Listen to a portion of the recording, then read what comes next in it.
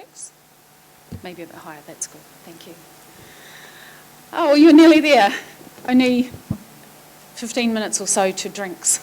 So, oh, thank you very much for inviting me. And just, ni hao ma to Honlake.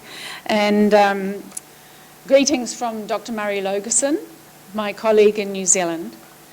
And it's just really wonderful and a bit intimidating to be on the podium this afternoon after such an esteemed lineup. I shall just try this. Dzień dobry. So, good afternoon. And I am Marewa Glover. I'm now at the university, at Massey University in New Zealand. So that's my new position as an associate professor in the new College of Health there. I'm a behavioural scientist, and I have specialised in tobacco control research, which it's now 20 years, actually. Time goes so quickly, doesn't it? I'm also chair of End Smoking NZ, and where I continue to work with Dr. Marewa Glover and Trish Fraser, ex-director of ASH in New Zealand, and some other great colleagues. End Smoking NZ, we're very influenced by Honlake's work, and we obviously want to end smoking in New Zealand. So just on conflicts of interest, and thank you very much for funding my travel here so I could be here with you today. You've been fantastic to me, and I've been learning a lot. It's really interesting. I also want to thank Monique Lear's School of the New Zealand Ministry of Health, who provided background information so that I'm giving you the most up-to-date and correct information. And I'd also like to acknowledge QJ from NewZealandVapor.com for talking to me about the situation for New Zealand vapers. So three things. Just give you a bit of the context of New Zealand, because as others have said, it's important to look at the context. In each country may be different situation. What's happening for New Zealand vapers and what's our potential vaping futures. So the current context in New Zealand, we had existing legislation, existing laws that are being applied, I would say, against e-cigarettes. So we have the Medicines Act and the Smoke-Free Environments Act, which we're famous for, and keeping in mind that that was brought in 1990, so we have quite a substantial history of smoke-free environments and reducing our smoking prevalence. We also have this goal to reach and become the first smoke-free nation in the world, to reach 5% or below in smoking prevalence. I think that's daily, by 2025. Where are we at now? Daily 15%. So actually it doesn't look like we're doing that great against, you're doing very, very well, and against Australia. So we non-daily, including non-daily, would be about 17%. So I put that in just for you after what you said last night. So under the Medicines Act, the sale of nicotine-containing, I'm using the term N, so electronic nicotine delivery systems for non-therapeutic, not medical use, is prohibited in New Zealand. No nicotine. Nicotine-containing electronic nicotine delivery systems can only be sold for therapeutic use, that is for smoking cessation, if they have been approved by our MedSafe organisation. No products have so far been put through that process, so we have no approved electronic nicotine delivery systems. Note, industry people in the audience. Okay, now under the Smoke-Free Environments Act, there's also some clauses in there that impact on vaping in New Zealand. Electronic nicotine delivery systems with or without nicotine, so the hardware, that resembles a tobacco product, a cigarette or a pipe, that can be used to simulate smoking, cloud, hand to mouth. It's defined as a toy tobacco product, and it cannot be sold to anybody under 18 years of age.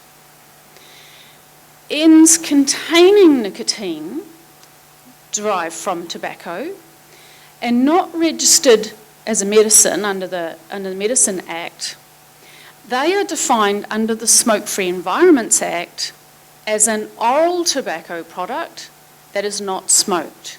And therefore, under that Act, it is illegal to advertise, import for sale, sell, pack, or distribute, or even distribute as in give to a friend. So, no sales to under 18, that's a good thing. We would probably want that in regulation anyway, so we already have that. But we do not have legal sale of nicotine for the use in ends. Now, prevalence, we don't have very good data. Unfortunately, this is just one survey, and they only pulled out, well, I think they only asked current smokers and ex-smokers if they had ever used an electronic cigarette. So here, actually, it's not far off your UK ones, where we have 50% have tried one. But we don't know when, and we don't know how many times, and we don't know if it had nicotine or not, so pretty useless, really. We need better data. And current use is very low. So, I mean, I would conclude from this, as I think you would also conclude, without access to nicotine, it's pretty useless. People aren't going to continue to use them, and it's not going to help us reduce smoking prevalence in New Zealand.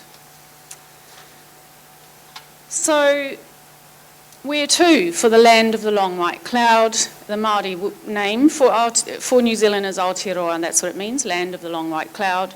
Well, I'm not sure that that white cloud is going to come from vaping in the future. So we have the status quo. That's where we are at the moment. Vapers can import online for their own personal use. They can buy it overseas and bring it home so at least some can access nicotine for their devices. I would say that the majority of my colleagues in public health and the tobacco control sector want to move towards tighter restrictions. The Ministry of Health is just waiting for academic consensus, which may or may not come. The tighter restrictions, as Derek referred to, they want and they're proposing, it's a move, a positive move. I think that there is some recognition of the potential benefits of electronic nicotine delivery systems for reducing smoking prevalence, because now some of them that were very anti are now saying, okay, might be good, but you can only get it through a pharmacy. And actually it would be really preferable if you had a doctor's prescription to do so. I would see that as much tighter than what we have now, not positive move. So that's probably the majority are sitting there. And then on the other side, there's a few more out there in Smoking NZ board members, and we want to see some regulatory changes, obviously. These are my personal views, because we actually can't agree even among ourselves about what we should have. But I would say that we need nicotine e-juice sold in New Zealand, and potentially that will be by limited retailers, maybe vape shops. Not sure that we'll be able to get that. And the problem with that is that my sister, for instance, who lives in a remote area and has to drive 15 minutes to get cigarettes at the petrol station or the dairy, there's never going to be a vape shop there. And I want her to be able to access it as well, and she doesn't go online. And so if you can buy cigarettes, then you should be able to buy e-juice and the hardware at the same place, as far as I'm concerned, for those people in remote areas to be able to access this technology.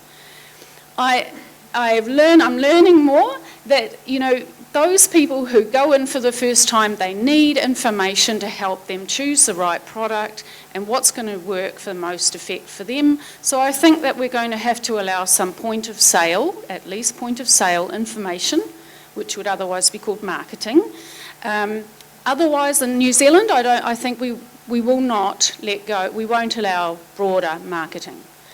And in terms of vaping inside, at the moment, the current laws don't ban smoking inside, but our local vapers are just politely vaping, and they go outside. They would smoke inside if it's okay with the owner of the premises, and they're not, as Donna taught me, the term and Attila, poking the bear. So they're trying not to attract attention to themselves, although it's getting pretty close. We need to do something, or we won't get any change at all to the status quo. Now, my colleague Trish Fraser has just led a small key stakeholder survey, and interestingly, it was mainly positive. Most of the participants, so they're key informants, influencers, health sector, cessation workers, there was support for wider access to nicotine for use in electronic nicotine delivery devices. But, and this included some smokers as well, so that's good.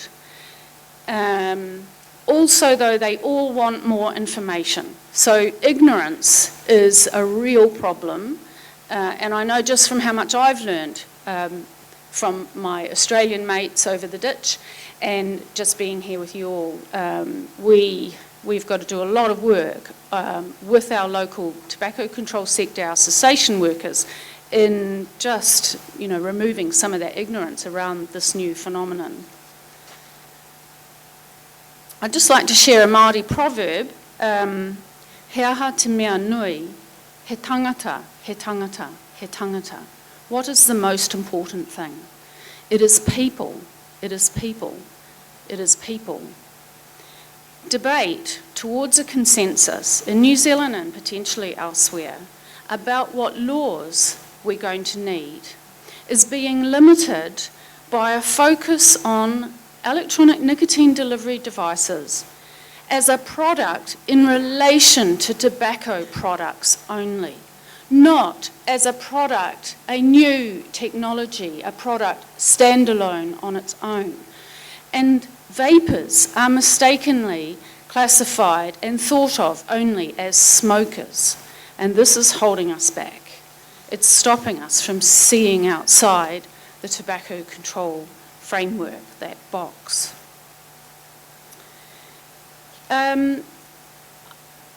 This is from the Trojan Horse, is in David and Ray's paper that I read in preparation for this.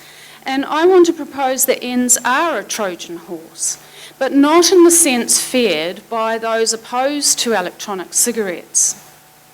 The army that flows from the belly of the Trojan horse, yeah, I know you know, because some of you have been saying this yourselves in your presentation.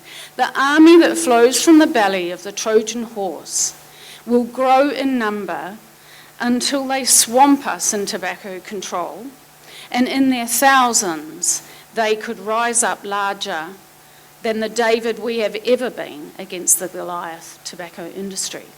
And they are. The end of smoking, the end game is not in the product, the e-cigarette, it is in the people who have embraced the product as their saviour. The vapers who have found their well-being transformed, who are sharing their success, who are turning to help others to quit smoking, even if it is to switch to vaping first. They will reach and succeed at supporting far more sustained quitting than our meagrely funded, and I'm sorry to say, hit and miss and not very effective. We absolutely know in New Zealand that our cessation services are not working. $14,000 per sustained quit attempt. The government are just dumping it all and going through a whole retendering, and oh my gosh, what are we going to do? It's that bad. And here we have a whole new community of people, a whole new identity, a whole new, thousands and thousands of people who will go out and will help more people quit and stay quit and get off smoking. Unless we stop them, why don't we let's stop them, that has got to be absolutely contrary to our public health goal of reducing death and disease, but that's what doctors and nurses and cessation workers and tobacco control people who have been in this longer than me are trying to stop this from happening. Instead, we need to be working with the vaping community, which you're doing at this conference, and we haven't even started to do at home. There may be things that we in tobacco control can do to help the vaping community in their fight against the tobacco industry, against the governments and those that would want to shut it down. New Zealand is a small country. We have about 675,000 smokers left. And working together with vapers, I think we could achieve the smoke-free New Zealand 2025 goal. We're certainly not going to get there doing what we're doing. I just want to pick up on one point, Derek, that you said, and I think in terms of the tobacco industry, there's one thing they could do to send a very clear message that they are willing and want to change, and that is they could voluntarily withdraw smoked tobacco products from New Zealand, because we're so small anyway. I mean, it's not going to hurt, is it? So that would be a good sign, and bring those products, come and put them before MedSafe. I know we're a small market, but we like to see ourselves as an important player in tobacco control. We've led the way on some things, and we do hope to beat you all to becoming a smoke-free nation. And liberation lies in the transformation of that status quo. So thank you very much.